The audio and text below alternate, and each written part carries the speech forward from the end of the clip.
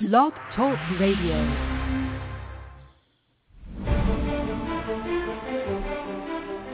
Hello and welcome to Patrick Come Lately Talk Radio. This is Stefan, your host, British by birth, American by choice. The Founding Fathers crafted some remarkable documents that led to the creation of a great country founded on liberty and self-reliance. I have lived in the Euro-socialist nightmare, and I'm doing what I can to return this country to the vision that the Founding Fathers gave us.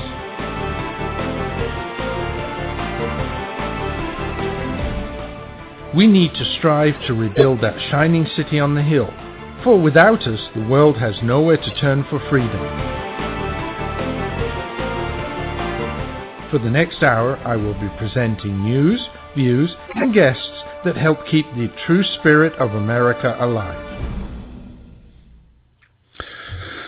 And good morning, good evening, good afternoon, whenever you're listening to this show. This is Stefan, your Patrick Come Lately. And as I said at the beginning, good morning to you, because as advertised, this show is coming to you from across the ocean.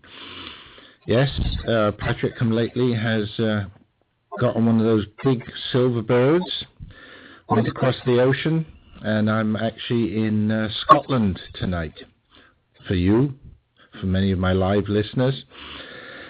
This morning for me, it's actually 2 o'clock in the morning right now, and yes, I'm here in Scotland, actually in Aberdeen, the oil town, previously known as the Granite City, but now really known as an oil town because of the oil that comes out of the North Sea, and just out in the ocean there, a very cold place to drill for oil, but it did make this a very rich town.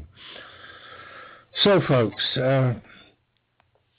having been across the ocean, having been out of the country for a few days, I might be out of touch with a few things, but I do have some news that I want to bring you. Some of it is a little old, so apologies for that, again, as I said, because I've been out of touch.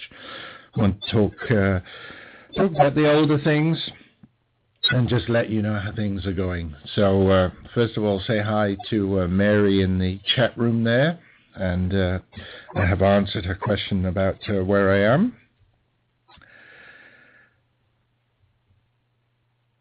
And one thing I have to say, and I think this is really quite interesting, that having come across here, it does give you a different perspective on the home country. If you like, my adopted home, coming back to the mother country, but then looking back at at my adopted home, and how the rest of the world looks at us. And quite frankly, we are the laughing stock of the world. If I look at how people look at us, if you see how the newspapers, how the TV is talking about America, they just laugh at us. Now,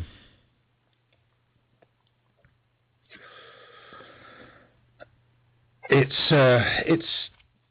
sad in a way to see that, but I have to say, the time after time on the TV, for example. Now, there's not one thing that brings home to me one of the reasons why I leave this part of the world, amongst other things, is the TV.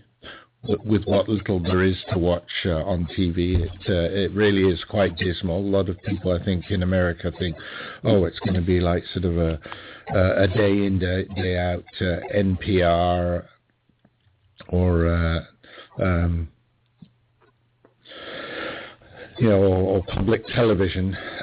It isn't. It's actually pretty abysmal. But when we do get to the news and some of the news type programs, it's amazing how how they really look at us. One of the big items of the news in the last couple of days on the BBC has been about the Hurricane Sandy rebuilding and relief, and basically the fact that there are quite a number of people who a year later still don't have any, haven't had the money, still unable to rebuild. They're making us look like a banana republic. Mary says, talking about the TV, the comedy shows are great. There are a few great ones, and there are a lot of very, very bad ones that never even make it across the ocean. Believe me, I'm stuck in the hotel here. I flip all the channels. There's not a lot. Anyway, so we're being made to look like a banana republic. And is that our fault? No. Whose fault is that? Yeah, it's King Barry's fault, because it's exactly his policies, the way he does things. And everything below him that really is causing this banana republic mentality. It's the way he thinks. And I'm going to talk about that a little bit today. There was a good analysis, a psychoanalysis of this nutcase, and to me it sort of clarifies a lot of things. But one of the other things that I've seen some comments on here in the UK is about us and Obamacare, how nuts we are to actually be trying to implement this ObamaCurse, and how stupid, again, what a stupid job is being done, and just how inept with everything the whole ObamaCurse thing is, the website, the fact that so many of the costs are going up for people, and that basically more people are getting thrown out of their insurances than are getting covered. And remember, the idea was that we were sold this on the fact, number one, you could keep your insurance. Number two, it would get cheaper. And number three, that it was the good thing to do, because so many more people would be able to get insurance who hadn't been able to get it before. And now we find that so many more people are losing it than are actually going to be getting it. And that's another one of the things that people over here really see as a joke. This is saying, how we could even let this happen. But of course, part of the reason that we let it happen is because of the elites in Washington, in the District of Corruption. And I just want to remind folks that part of the time, and there's a lot of people rail against Ted Cruz, but one of the things that he was saying, why do we in Congress have to have things differently? And that was one of the big arguments that at one point got shut down by the left as well. That there was going to be absolutely no change, no delay. The individual mandate had to get started, and members of Congress were going to be allowed to have that 75% subsidy of their health insurance. It's strange, and you think, well, why didn't we fight harder on that? But if you see that the GOP secretly was negotiating with the regressives, basically Speaker Boehner's chief of staff, meeting with David Crone, who's Dingy Harry Reid's chief of staff, setting up a meeting with President Barack Obama to find a way to maintain the subsidies for Congress, then you know that the GOP is not going to be fighting very hard for what is right. And no wonder that the GOP was all over Ted Cruz and was really railing against him, right, shooting their own, because the establishment were working just as hard behind his back to basically undermine him and get those congressional subsidies. Now, There are subsidies in the law for people with lower earnings. But then you get corrupt regressives like Charlie Rangel saying, well, no, we should get, there's nothing wrong with us getting the 75% subsidy because most employers subsidize for their employees. But the Affordable Health Care Act, shouldn't use that, the Unaffordable Health Care Act actually specifies subsidies if you have lower income. But somebody like Charlie Rangel has a basic net salary without all the corrupt purchasing that goes on, and adds to the income of $174,000, and he still thinks he has a right to a 75% subsidy on his health care, over and above anything that it's way above anything that anybody else would be getting. No, folks, that just shows the corruption that's going on in DC.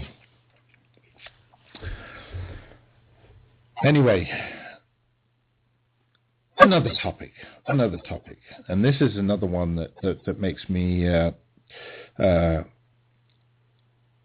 really feel even more sad for our country, and this is something that I haven't seen in the UK yet, but I'm sure will be plastered all over the newspapers here soon. And this is the fact that a veteran investigative journalist actually was raided in August for an alleged gun violation, not for herself, but actually for her husband. The Department of Homeland Security and the Maryland State Police came in a pre-dawn raid. So, folks, here we go again. This is just like Germany in the 30s and during the war. The Germans called it Nacht und Nebel, darkness and mist.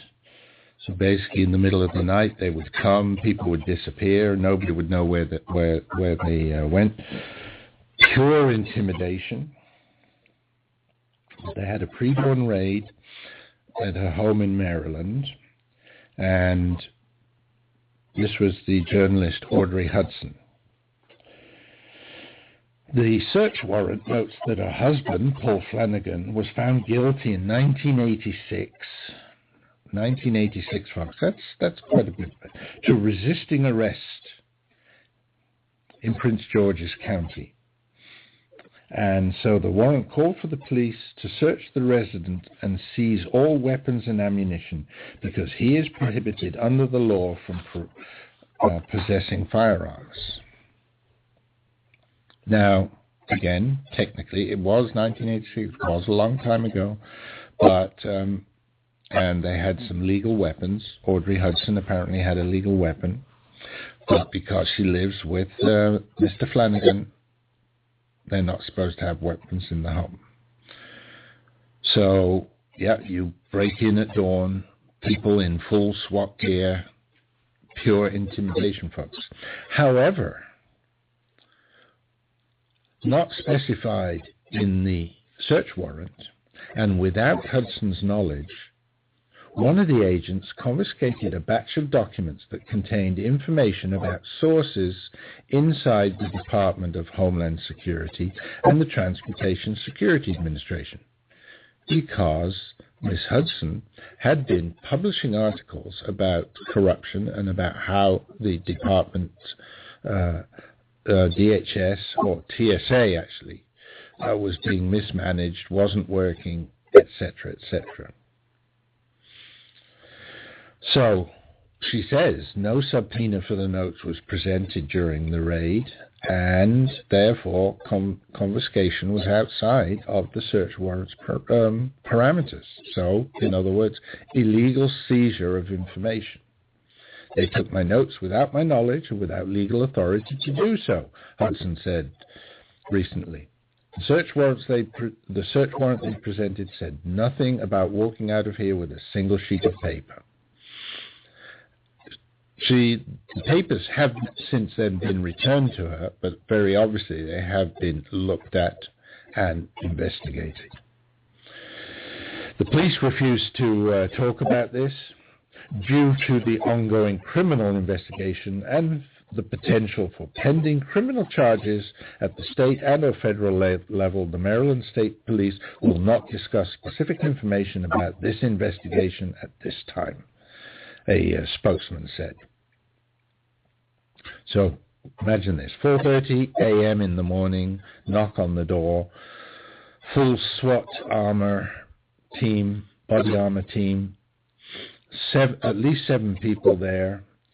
And by the way, one of the investigators that came in, and this was someone from the Coast Guard Investigative Service. Why would the Coast Guard Investigative Service be involved with a weapons charge here? Asked her if she was the same Audrey Hudson who had written a series of critical stories about air marshals for the Washington Times over the last decade. The Coast Guard, by the way, operates under the Department of Homeland Security. So, put 2 and 2 together there and get 5. Very, very strange. Why would they be involved in this weapons charge? Or was this just an excuse for them to go in and look around and basically look for those papers? Folks, this is just pure intimidation. This is purely the regime wanting to intimidate journalists who are speaking the truth, speaking out against the regime. And whether it comes specifically from the top or whether it is just the example that is set by the top and people lower down are following, this is just the whole ingrained Chicago thuggery that's going on. Folks, we need to be very, very frightened of this because our press, we've got so many corrupt press, and the only people who do actually speak out and carry out the true role of the press in being a brake on the regime, on our administration, they are one by one being silenced. We've seen it with Rosen. We've seen it now with Miss Hudson. We've seen it more and more of these stories coming out. Folks, we need to be very, very afraid. I want to say hi as well to John Hancock and Iggy, and I see a guest in the chat room as well. Good morning to you. Welcome from Bonnie, Scotland. It's a little earlier here than you guys, but my body's all messed up from jet lag anyway, so why not get up and do the show? So hi to everyone there. Very pleased to see John. John will be joining me on a couple of shows in the near future. We've got a couple of very specific theme shows that we'll be handling, but more about that. I think John's coming on for the first time, I think, in 2 weeks. Next week I will be broadcasting from London, and then the week after that, John, if I remember right, and John, correct me if I'm wrong there, will be joining me there. And quickly say hi to Rex, to Edward Reapy as well, working on his new book, and I am thrilled to see that another book is coming. It looks very exciting, something very different on the teasers that he's been posting again, and I love that you do that, Rex. Getting us all excited for the book. It does look very exciting. If I see the name of the book, etc., somehow some of the key people from your earlier FEMA books have been jumped into the future quite a bit ahead. So looks like a very interesting book. And with some of the chit-chat we've had on Facebook about that, also the comments that more and more of what were written in the earlier books is coming true. And folks, that's That's very frightening. Next topic.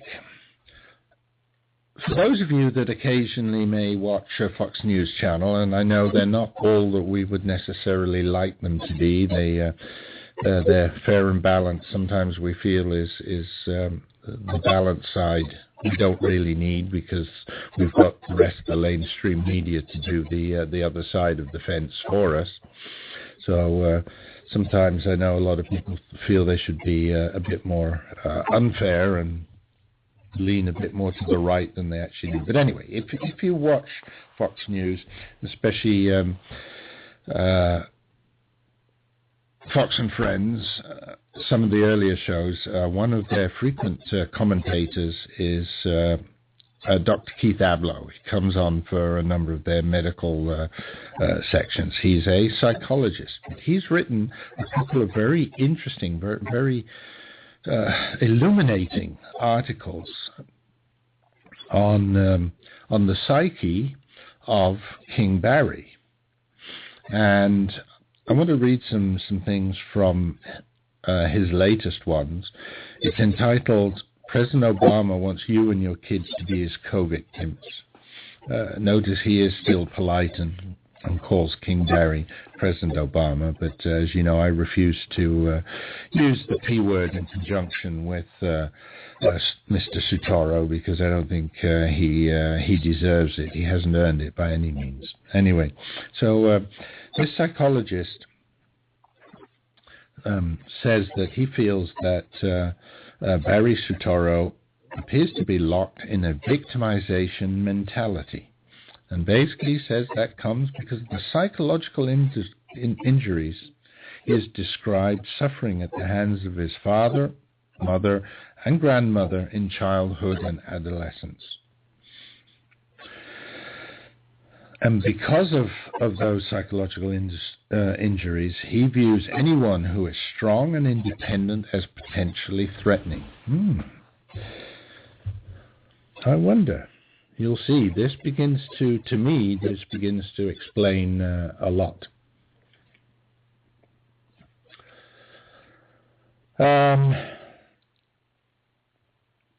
It seems to Dr. Ablow that free will, when exercised by others, feels ominous to the present. It is no surprise then that Mr. Obama would project his distrust and anger upon America itself, at least in the form of a constitutional democracy. A free people empowered to make their own choices sets off alarm bells for him. How do Americans defend themselves against a leader who wishes to sideline them by making them feel injured, oppressed, and deserving of restitution? And that is a very interesting part of this article. Dr. Ablow not only explains why King Barry is acting as he does, but he explains what we can do about it. So, the fact that he is threatened by anyone who is strong and independent explains why King Barry chose the Reverend Jeremiah Wright as his spiritual guide and continued to embrace him even after Wright uttered the sentence, "God damn America." It explains why King Barry took no exception to his wife's statement that she has never been proud of America during her adult life until Democrats began rallying around her husband's campaign. It also explains the president's opposition to gun rights, because an armed man or woman, more likely than not, is an autonomous individual. And this cannot be tolerated by someone who feels he has been victimized by stronger people again and again and again. It also explains the president's desire to redistribute wealth, taking away power from those who have been accumulating influence by accumulating assets. This explains his zeal to force Americans to buy services that they may not want, because it's independent adults who decide how to use their money. This explains the president's disempowering message to business owners that they didn't build the companies they own. The government made it possible. The owners were never resourceful or courageous or smart, because if they were independent, and they're threatening to King Barry. This explains the president's attack on the Constitution as reflecting deep flaws in American culture, because it empowers the individual and not the government, and empowered individuals are threatening to King Barry. This explains the president's zeal to make as many people possible dependent on food stamps, unemployment, government-sponsored health insurance, and subsidized housing, because the only trustworthy American is a disempowered, dependent American. The only decent America to this president, in fact, is a disempowered America. And that's why the president is driving America deeper into debt. That is why the president favors cutting the military. That's why he won't secure the borders. An America that bleeds in either direction at its borders is an anemic America. And an anemic America is the only America that King Barry can love, because it can't hurt him or the many millions of people he considers his co-victims. Well, how do Americans defend themselves against a leader who wishes to sideline them? By making them feel injured, oppressed, and deserving of restitution. Does that describe in one sentence everything that we're seeing happening today? Wishes to sideline them by making them feel injured, oppressed, and deserving of restitution. That's exactly what he's doing. I mean, that is so clear. Well, firstly, we must recognize the psychological game being played. Because once you know that someone is trying to diminish you, to empty you out, you start looking at that person and his ideas very differently. The end of the game is in sight. That's very positive. We must get as many Americans as possible to realize that food stamps, when you don't absolutely need them, are no better than any other drug. We must remind Americans in every way possible that an offer of 99 weeks or more of unemployment checks is a toxic message to stay home and not to go all out to find a job. We need to remind Americans that 50 cents earned is a far more reliable road to financial independence than 75 cents taken from the public coffers. And that's a very good one, because now we're finding so many of these entitlement programs provide people with a living, and they can just stay at home, and they're earning $40,000, $50,000, $60,000 just on entitlements, with housing allowance and this and food stamps and everything. And of course, why would you work if you can get that kind of money? We must remind Americans even that keeping their children on their health insurance policies until they're 26-year-old adults is a dangerous message to those adults that could hobble them forever. In other words, teaching you not to be independent. We must remind Americans that gun ownership in these days of disempowerment politics is not only a right but a civic responsibility. Dr. Abloh says we can build private charities for our fellow Americans in need, but we need to tie them to measurable efforts and achievements and put the government out of the psychological bloodletting business. Psychological bloodletting business. Those are great words. This president is victim in chief. He is the disempowerment president. Remember, when Moses stood before the burning bush, God did not tell him that the stammer Moses suffered from was a good reason to avoid visiting the Pharaoh. God did not agree that Moses was broken and should stay home. He told him he was the one for the job. And he told him that if the Pharaoh asked the name of God, that Moses should respond, tell them that I am has sent me to you. I am. We all are. There is greatness possible from every one of our sons and daughters, and we are long overdue in recognizing that the President of the United States wants to convince them otherwise. So there you are, folks. A very damning article there, but really, I think, describes our dear leader to a T. All Okay, folks, I'm going to take a break here. I see it's 2 o'clock in the morning and I forgot to start my timer for my break, so we're a little late with the first break. I've just a reminder with these commercials, if you're listening to the recordings, that some of these offers may have lapsed, and may not work. But if you're listening live or within 6 to 8 weeks of this show, and this one is going out at the end of October, then you shouldn't have any problem with these particular advertisements. So we will play a quick commercial, and I'll be back, as I like to say, after these messages. Are you paying too much for your car insurance policy? Have you shopped your current plan in the last year? If you haven't, then you probably are paying too much. You could save up to 40% on your current car insurance coverage just by making a free call right now. Doesn't it make good sense to pay less for something you have to pay for anyway? And car insurance is one of those things. You've got to have car insurance, whether you have 1 car or 10 cars. So why not see if you can pay a lot less for it right now? One quick 3-minute call, and you could save hundreds of dollars on your car insurance. We'll compare the leading car insurance companies and get you coverage that could save you up to 40% on your car insurance. Call now for a free quote. Call 800-603-9980. 800-603-9980. 800-603-9980. 800-603-9980. That's 800-603-9980. Are you tired of commuting to a job that makes someone else rich, working harder than ever, but getting nowhere? Do you hate spending hundreds of dollars every week on daycare, having someone else raise your children? With our opportunities, you can start earning money as soon as next week. You get to be the boss, work from home, and live a happier life.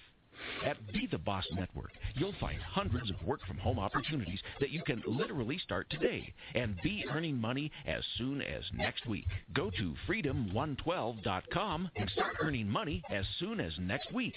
You get to be the boss. Get out of the rat race. Work from home. Go to freedom112.com right now and change your life today. That's freedom112.com. Go to freedom112.com and start earning money as soon as next week. You be the boss. Go to freedom112.com.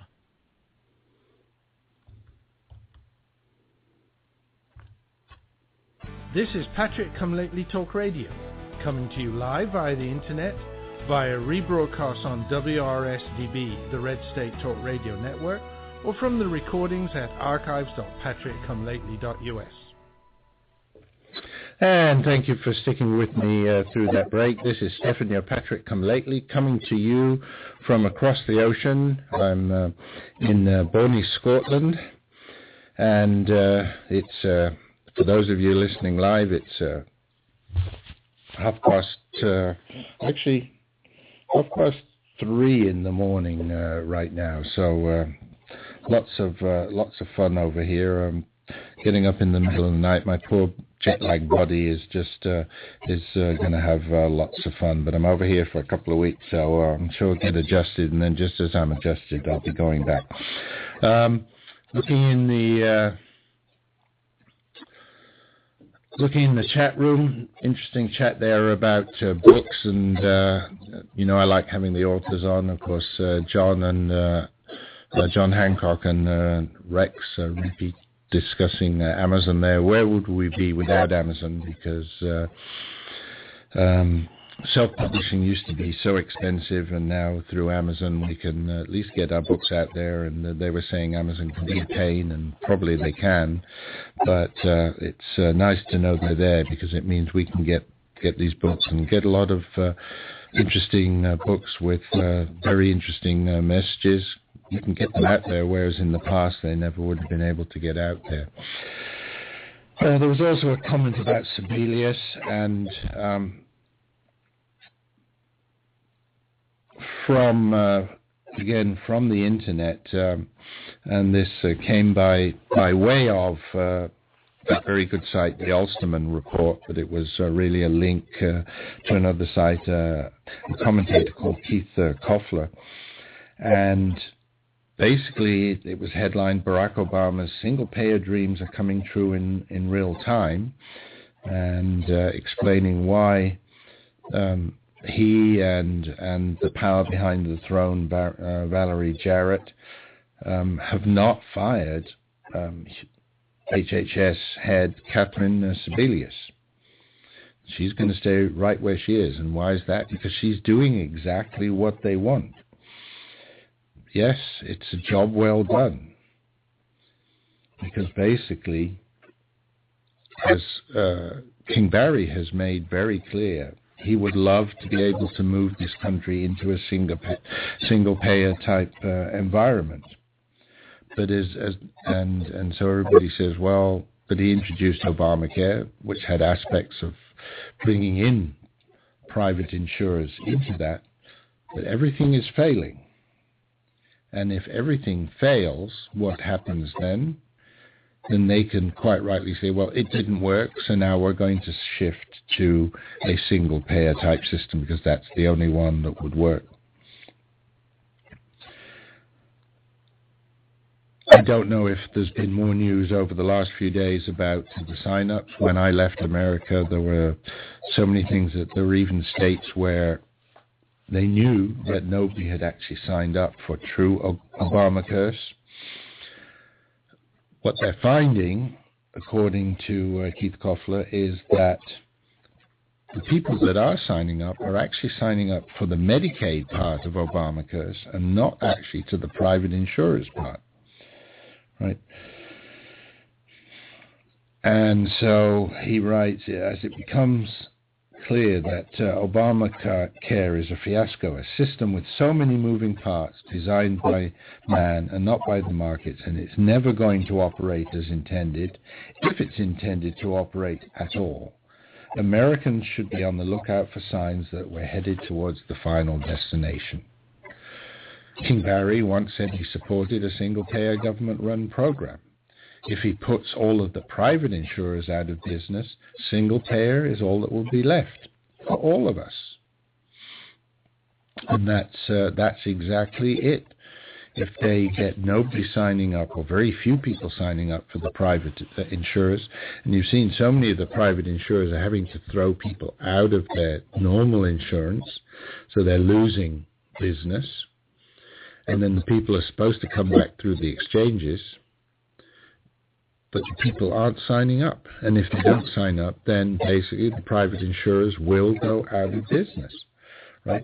The insurers, they need people to buy their product, and they actually need the younger people to buy their product, because they have to finance all the free stuff that they are forced to dole out under ObamaCurse, and they have to have business that they can pay for those with pre-existing conditions, and also the older and sick people that they are required to take on at no extra cost to the customer. Well, no extra cost to the customer. When your insurance goes up by 200%, your deductible goes up 300-400%, and that's what we all hear. So in other words, the private insurers are being threatened. There's one warning sign. Medicaid rolls are multiplying. And what is Medicaid? It's basically a single-payer system. Let's face it, right? More and more people are turning to Medicaid, and Keith Koffler says, sounds like a recipe for single-payer to me. Isn't it just?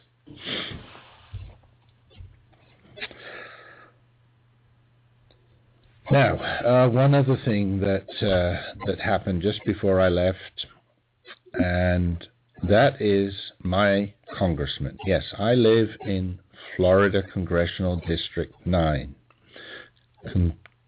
District 9 is the home of our dear friend Alan Dis-Grayson. What did Alan Dis-Grayson do recently? He sent out an email comparing the Tea Party to the Ku Klux Klan. Now, that is something that is just so despicable, so beyond the pale, and yet very few people called him out on it. I do have to admit, Debbie Blabbermouth Schultz was one that did do so. But that guy is just such an asinine buffoon, but he's a dangerous asinine buffoon. And it's first of all, he sent out this email, and then when people started asking him about it, he basically doubled down and said, I had to do this because all of this racism coming out of the Tea Party. What racism coming out of the Tea Party? I don't know what that guy is smoking. He is known to be someone who derails easily. He has been in a mental institution. I do love reminding people about that. So I suppose he's probably on meds. Last time I was up in his congressional office, I actually reminded his chief of staff. My parting words were to him, don't forget, because I didn't actually see himself in the office there, but I said, don't forget to give him his meds. I was not appreciated for that, but at the time, if I remember rightly, I was being led out of the door. I'm very proud to say one of the badges of honor that I wear is that I was actually thrown out of Alan Dis-Grayson's congressional office in Washington. Marcus, that great Tea Party, that great black Tea Party activist, says passion high for a class action lawsuit against Dis-Grayson and against the Democratic Party for allowing Grayson's email comparing the Tea Party to KKK. Marcus minced no word, calling Grayson a despicable human being, an evil, vile man. He said Grayson's email was purposely designed to gin up racial hatred against millions of Americans, which could easily lead to violence, which is quite true. Now, Grayson is a despicable human being. Let me just say that. He is an evil, vile man, and I can say that that's not what I read on the internet. That's not what I hear from other people. I have experienced him myself, and I think I may have told this on earlier shows. But in his first stint in Congressional District 9, because he got voted in 2008, 2010 we got rid of him, and then when they did redistricting and turned District 9 back into the Democratic district, he came back. So in 2009, he was holding town halls, and I went to 2 of his town halls, and I saw there that he was a despicable human being. I've been up to D.C., had dealings with him there. Like I said, got thrown to his congressional office because we were asking awkward questions, and I have to admit, the group I was with, we got a little loud, a little vociferous about what was going on. It was at the time of ObamaCurse coming in, of course, and tension was running high. But we got thrown out just basically for asking questions.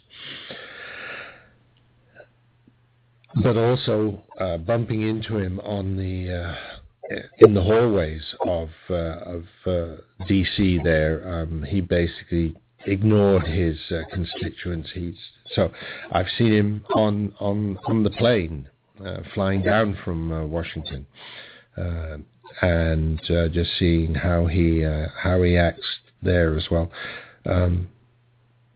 I know from my daughter, when she was working at Disney, how he came up to the window and basically used his position to try and get free tickets to come in. I'm very glad to say that she just said, I'm sorry, you may be a congressman, but that doesn't get you a free ticket.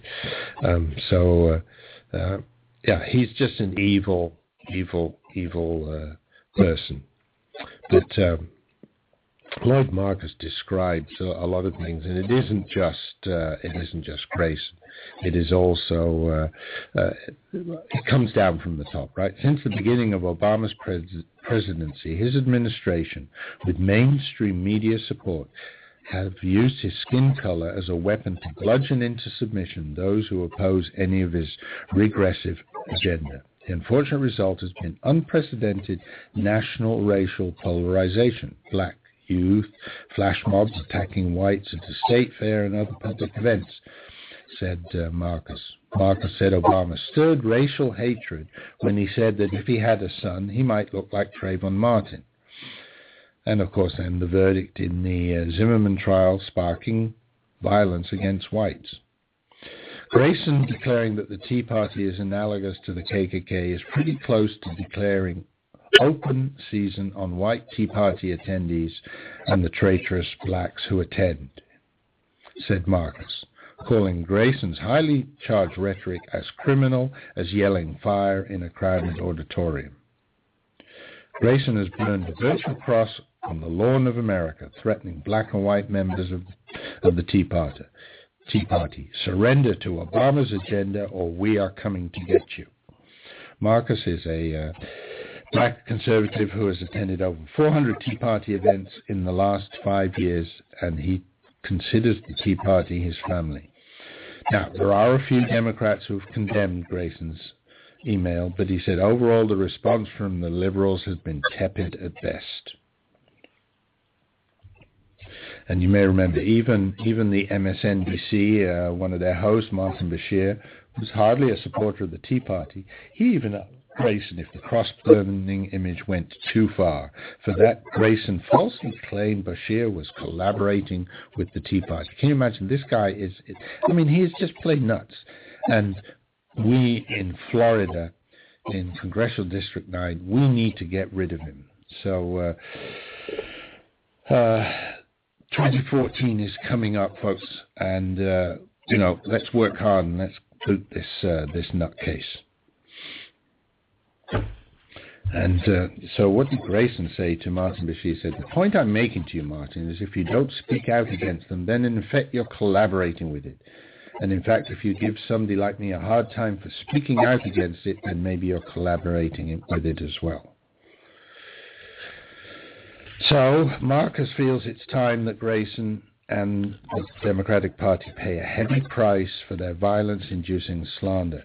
So let's file a class action defamation lawsuit against Dis-Grayson and the Democratic Party and use the settlement to fund conservative candidates. Congressman Dis-Grayson must pay a severe political price. Enough is enough. And as I said, he doubled down after that on his false attacks, claiming the Tea Party groups could use violence in the same way as the KKK. Now, Grayson is known for twisting facts to further his own campaign, claimed the Tea Party had already engaged in hate speech, racism, discrimination, bigotry, even threats of violence. He says, I think the Tea Party should expel those members who engage in hate speech.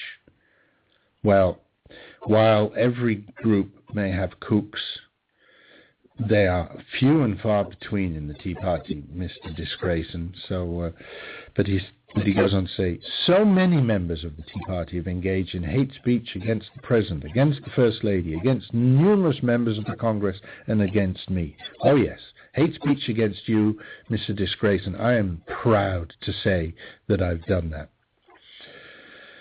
And we could give you examples of that. But he doesn't give you examples of that. But he does say, I'm calling them out for their hate. What hate? Disagreeing with you is hate? Calling you a nutcase is hate? Yes. Do I hate you? Yes, I'll open up to that because you are a hateful person and you're someone who deserves hate. Oh, folks, time for one quick last commercial break. I see before I get too riled up, let my blood pressure go down. Okay, so let's see. Here we go. Why spend more than you have to on your life insurance? Did you know that term life insurance rates have fallen over 60% in the last 15 years?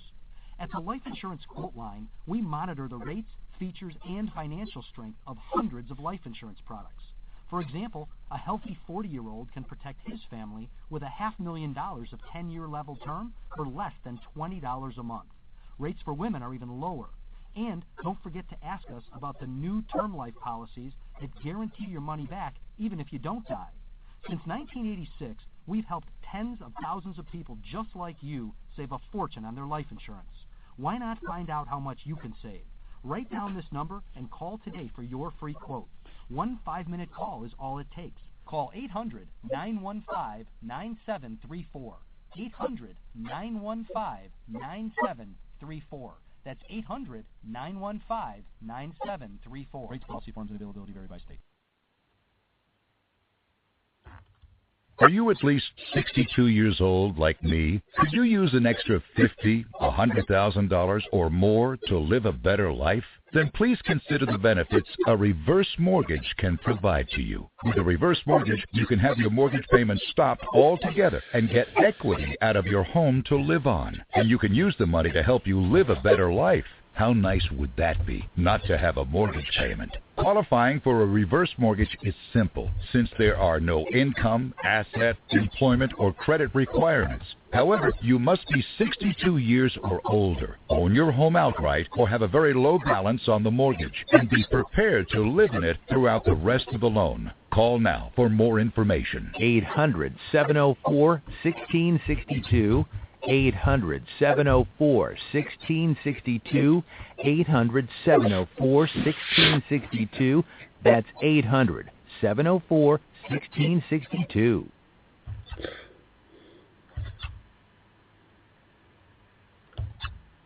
This is Patrick Come Lately Talk Radio, coming to you live via the internet, via rebroadcast on WRSDB, the Red State Talk Radio Network, or from the recordings at archives.patrickcomelately.us.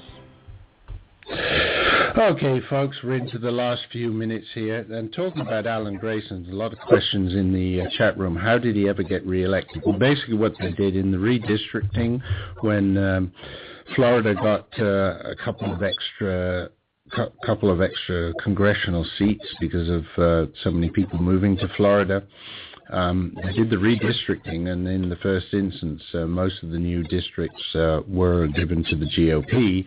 Of course, you have to balance it out a little bit, otherwise you're going to get lawsuits up the wazoo. So they changed District 9, which was, as I said, it was my district, changed its shape and its demographics, and actually changed it into a much more Hispanic district. And traditionally in Florida, the Central Floridian Hispanics tend to vote more Democratic. I think the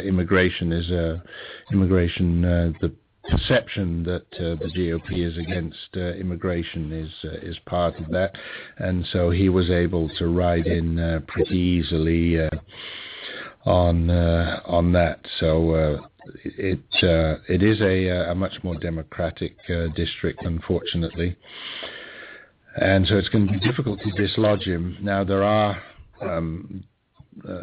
signs that there may even be a Hispanic Democrat coming up to challenge him. And, I would support that guy, anything to get rid of Alan Dis-Grayson. But because we even had a Hispanic GOP member, and that didn't help. So you see how skewed the district was. It isn't just about the Hispanics. So I don't want to point the finger there, but basically it is a more Hispanic district, but they are Democrat Hispanics and not they're not voting along racial lines, but very definitely along political lines. So it's going to be interesting to see what happens in 2014, because I think this man is just so vile and disgusting that he has turned a lot of people off, whether he'll have a challenge from inside his own party.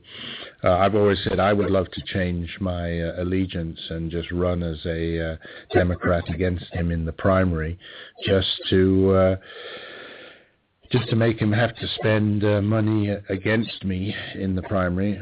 But with any luck, I think I've mentioned before, we will be moving out of Florida, going to be moving up to Atlanta to be closer to the grandchildren, and therefore that won't, so running against him won't happen to me because I won't be around at that time. Well, time has run away with me here across the ocean. I want to thank everybody for listening. Next week we'll be coming from London. And then after that, I will be getting back to the US, and we'll be back in the good old USA. But I want to thank you for coming along tonight, or this morning for me, this early morning. I'm going to go back to bed, try and get another couple of hours sleep before I go back to work. Thanks a lot for coming, folks. Hope you enjoyed it, and do join me next week. It was great having you here. And there's the music. Time to go. TTFN, folks. Bye-bye.